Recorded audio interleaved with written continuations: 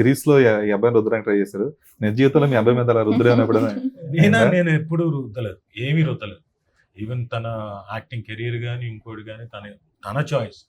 నేను చదువు విషయంలో ఎప్పుడు రుద్దింది లేదు. ఎందుకంటే నేను గనక సిన్సియర్గా నేను బోల్డంత మార్కులు సంపాదించేసి ఉంటే 100కు 90, 95 వచ్చింటే నేను చిన్నప్పుడు 95 వచ్చేది తెలుసా అనేవాడిని. రేపు పొద్దున నువ్వెంత వచ్చి నీకెంత వచ్చింది మార్కులు అంటే అదే నాకు అంటే ఎంతలో అదే అని చెప్పుకుంటూ ఉండాలి.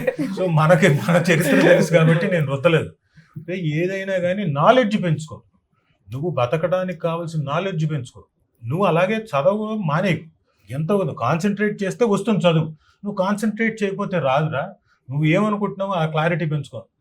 ఒక ఏజ్ వచ్చిన తర్వాత క్లారిటీ వచ్చేసింది, నేను పలానా అవ్వాలి.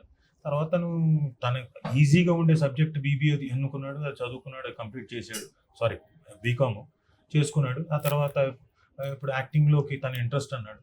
మా నాన్న దగ్గర కొంతకాలం నేర్చుకున్నాడు. ఆ తర్వాత యూఎస్ వెళ్ళాడు, చేసి మళ్ళీ తిరిగి వచ్చి ఈజ్ ఇంటర్ ఫిల్మ్స్.